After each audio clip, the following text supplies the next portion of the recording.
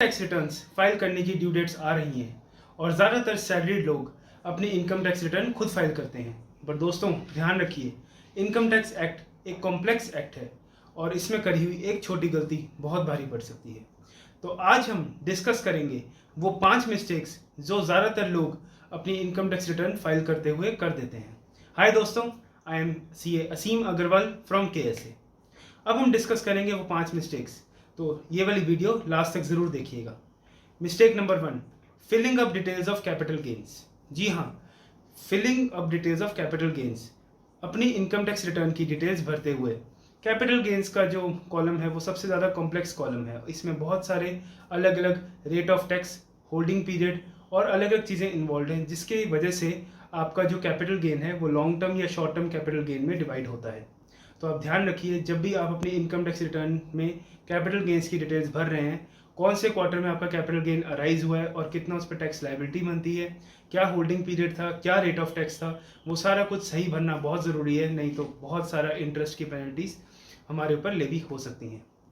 Mistake number 2, लोग generally अपना phone number और ईमेल आईडी रजिस्टर नहीं कराते प्रॉपरली। इसका आप ध्यान रखिए कि इनकम टैक्स पोर्टल्स अब जितने भी अपने नोटिसेज हैं, कम्युनिकेशंस हैं, वो फिजिकल फॉर्म में नहीं भेजते हैं। वो सारी की सारी कम्युनिकेशंस इधर वाया ईमेल्स और थ्रू फ़ोन नंबर्स सेंड करते हैं। तो अगर आपका एक्टिव फ़ोन नंबर या ईमेल आईडी वहाँ पे अपडेटेड नहीं है, तो आप इस बार अपनी इनकम टैक्स रिटर्न फाइल करते हुए अपना फ़ोन नंबर और ईमेल आईडी जो आपके पास एक्टिव है उसको दीजिए, so that any communication will come to that email ID और phone number only. Mistake number 3, लोग जनरली अपने बैंक अकाउंट डिटेल्स अपडेट नहीं करते।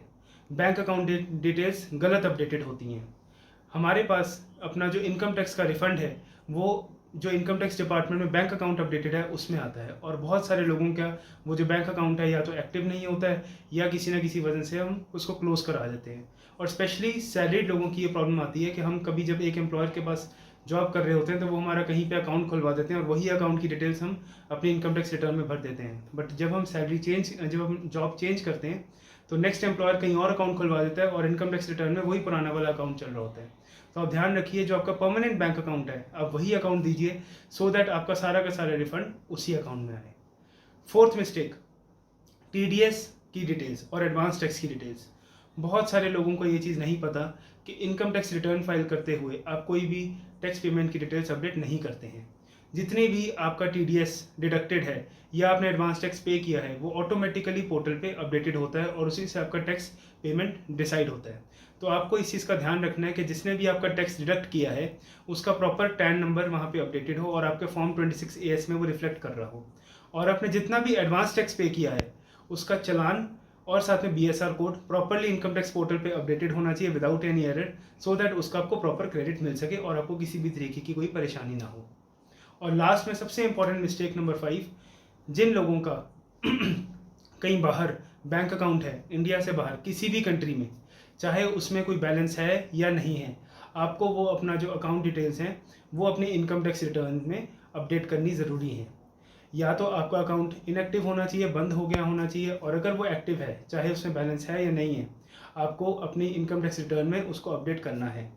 और ये चीज़ ध्यान रखनी है कि अदरवाइज़ आप generally income tax return ITR 1 file करते हैं, बट उसमें ITR 1 फाइल नहीं होती है अगर आप फॉरेन में कोई अब्रॉड में कोई बैंक अकाउंट रखते हैं, तो उसके लिए एक बड़ा एलोंगेटेड फॉर्म जाता है।